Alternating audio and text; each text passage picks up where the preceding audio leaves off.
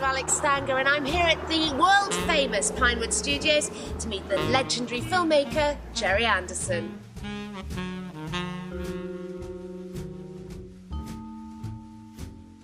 I suppose to start off with, the question is, did you always want to get into the entertainment industry? Was it sort of a clear vision from early on? I went to a building school. I was very good at plastering, and I was going to be a studio plasterer. But I suppose, fortunately, the lime burnt my arms. I lost the skin on both arms, and my doctor said, there's no way you can be a plasterer. And so I had to become a film producer instead. I suppose that was good. It was good luck for the film industry, in a way. Did your family encourage you? Was there anybody in your family that made you think, oh yes, I'd like to be like them? Absolutely not. I mean, yeah, you know, I came from a very poor family, and I don't think they'd even heard of the film industry. So not at all. So how did you actually break through?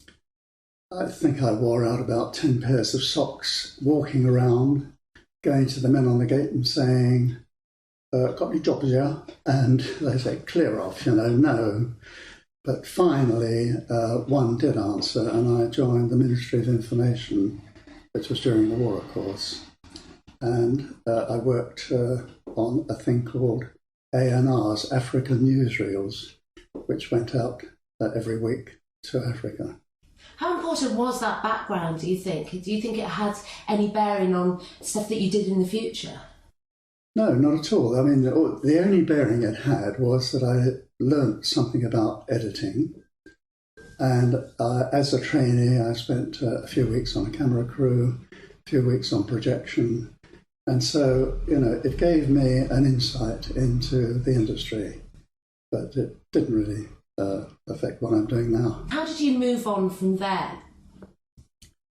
I just simply wanted to move on. It was a very small outfit, and there was a break going at Gainsborough Pictures, which of course no longer exists.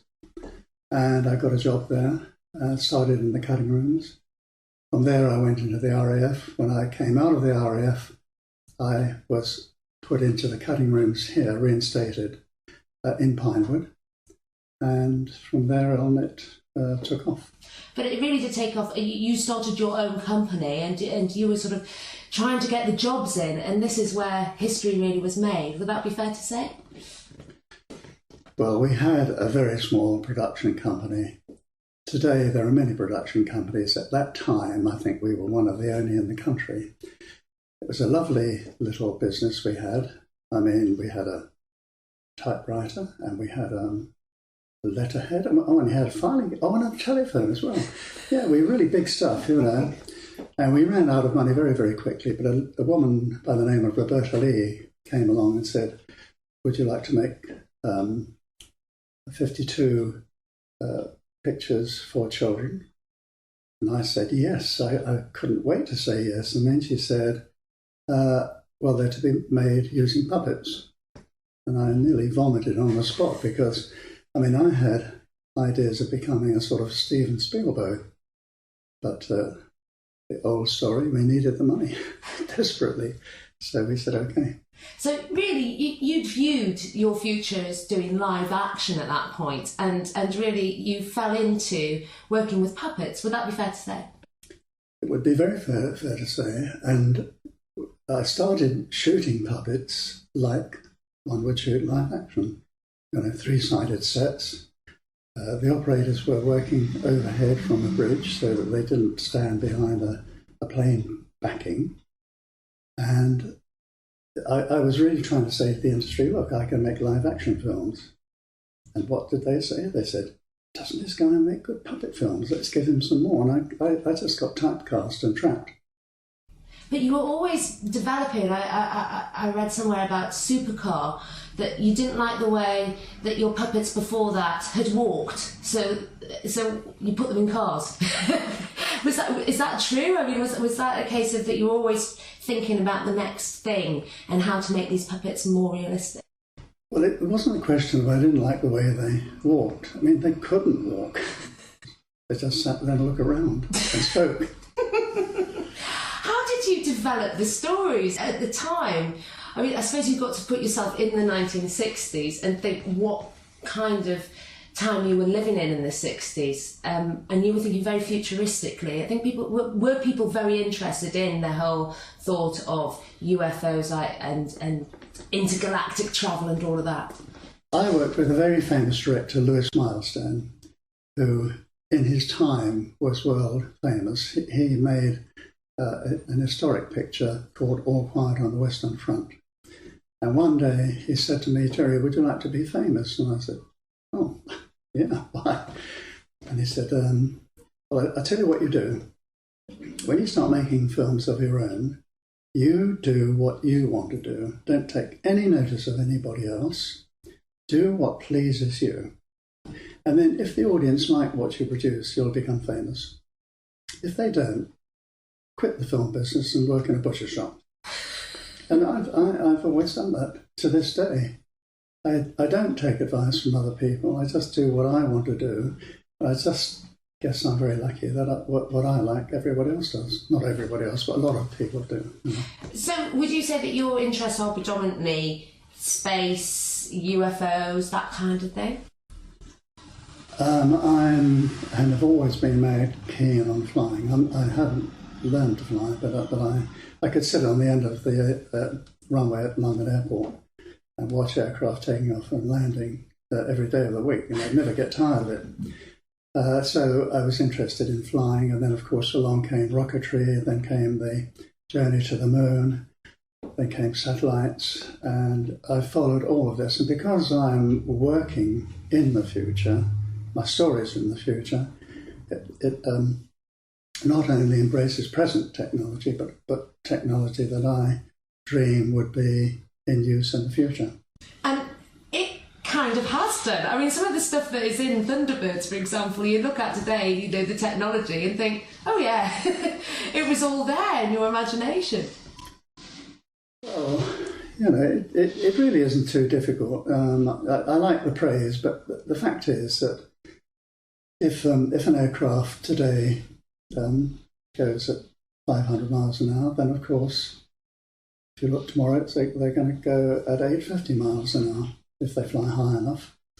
And then you really go crazy and think of exceeding the speed of light. So that's all that happens. What was the first series that you did with puppets? It was called, wait for it, The Adventures of Twizzle. And it wasn't my idea, folks. Did you enjoy making it though? No. I thought you were going to say, yes, it was wonderful, it was a lovely... Why did you not enjoy making it? Well, I mean, you know, people have said to me, "Did you play with dolls as a child?" No, I did not. Was I interested in puppets? No, I wasn't interested in puppets. And when we started Twizzle, in fact, we brought people in from the end of the pier. And a dear lady, Christine Glanville, who became finally our chief puppeteer, arrived with these paper mache puppets, all on thick strings. And she explained how it's done, you know.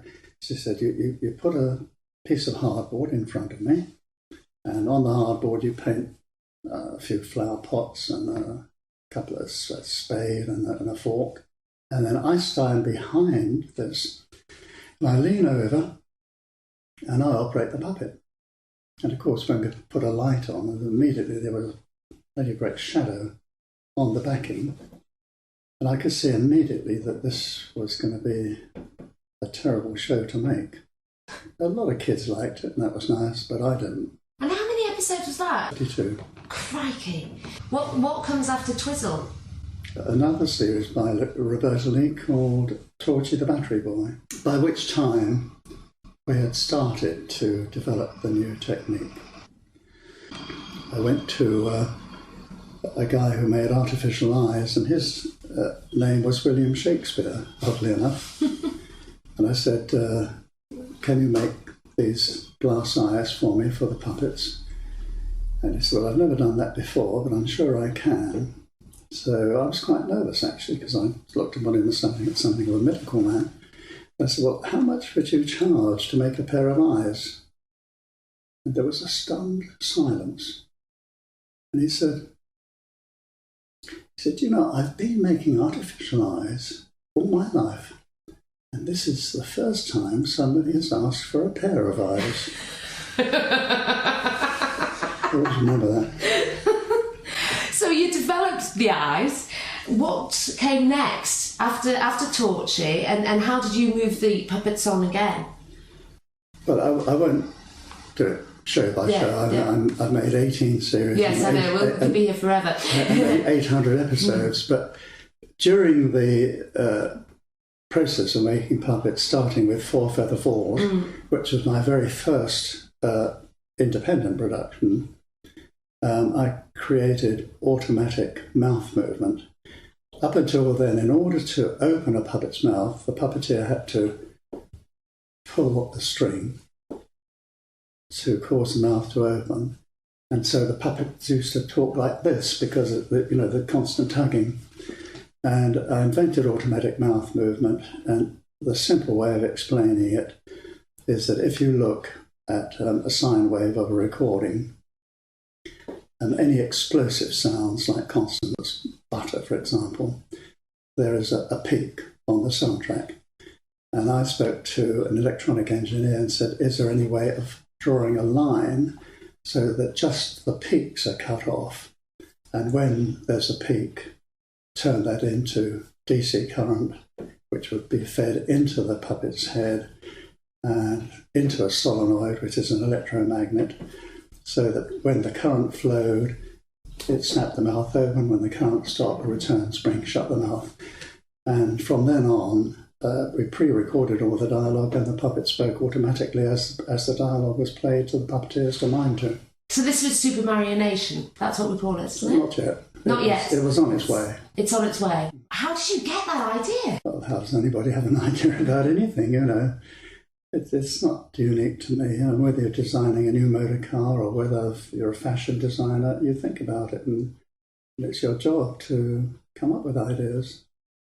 I've never found that very difficult. I found a lot of things in filmmaking difficult, but not ideas.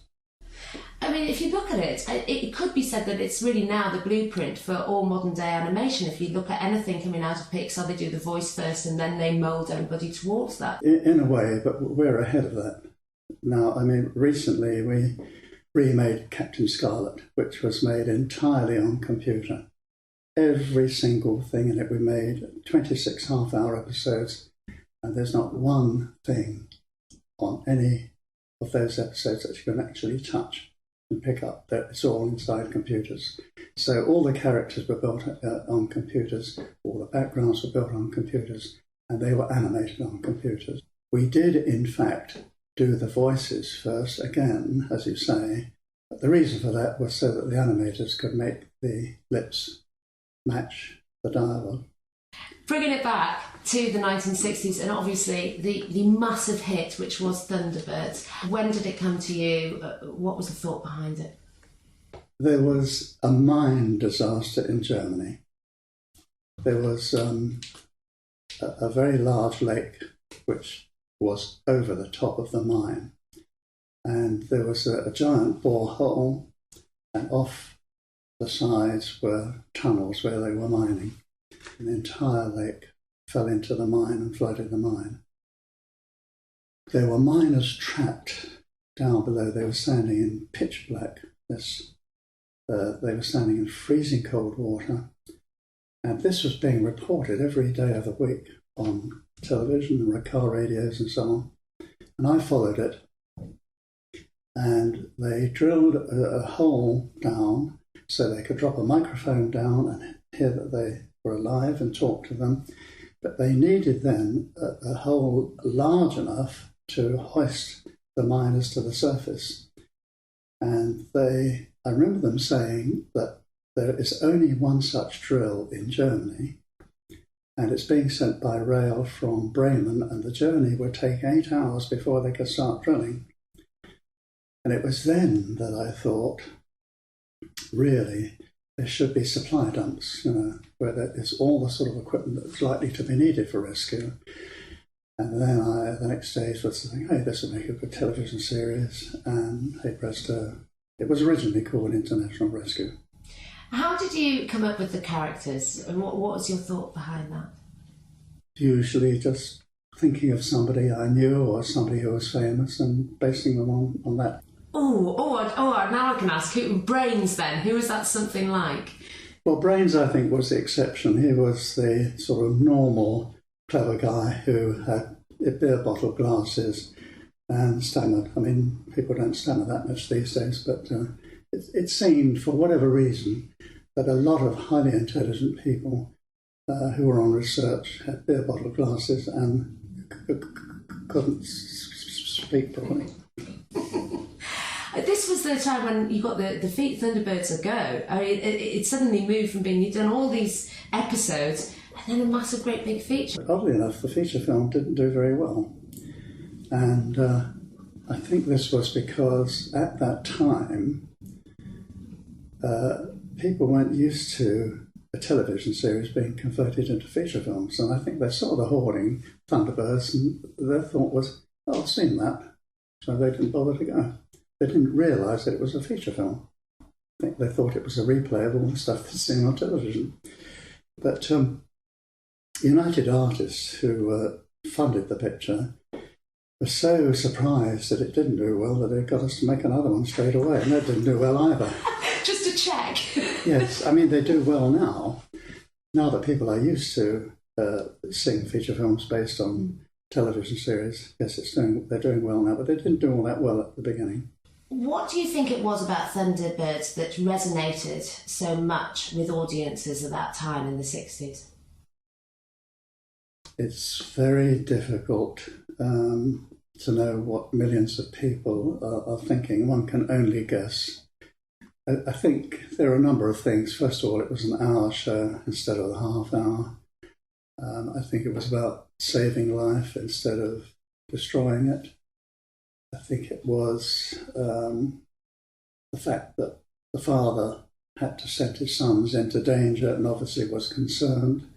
So I guess it was just a number of factors, plus a huge pot of good luck. Are you still surprised that, I mean, in 2000, was it 2000, or it might have been a little bit later, the puppets are fetching at auction thousands and thousands. You have people in Japan who you still have Anderson still going after 25 years. Are you surprised that there is still this interest in the Thunderbirds and it still is getting airings? I had a puppet, the original puppet of Parker, and about 8 years ago I sold that, which fetched £36,000. So God knows what they're fetching today. But we had a special puppet film studio. It was really like a fairyland because everything was in miniature. The furniture was in miniature, cups and saucers, pictures on the wall, material for clothing had to be very small designs. And at the end of each series, every department was chock-a-block full of furniture or sets or puppets, all belonging to that series. And here we were ready to go on a new series and we had no space. And I used to send a memo around saying, if you want any of these items, the crew, just take them, because otherwise they're all going to be burnt on Saturday. Had I have kept them, I would have owned the studio that we're sitting in now. Thunderbirds boys, who were they named after? Well, the 5 Thunderbird boys were named after the astronauts of that time.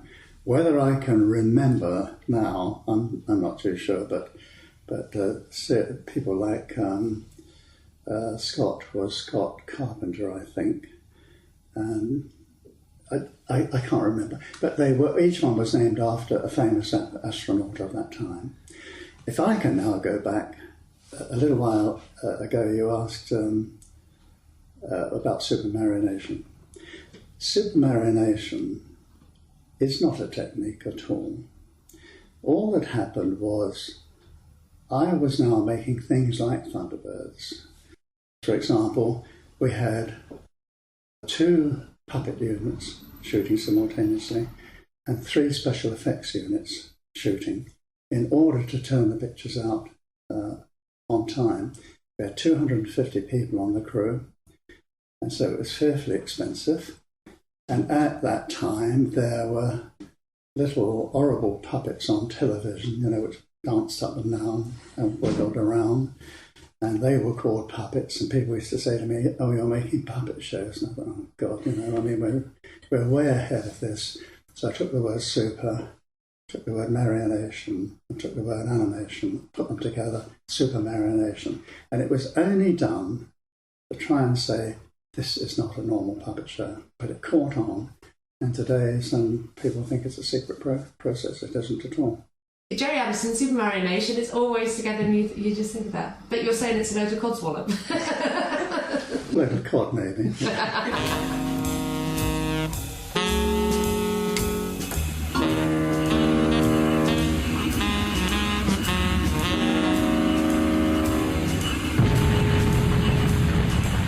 The name's Spanner. Dick Spanner. Private investigator. Dick Spanner. Yes, please.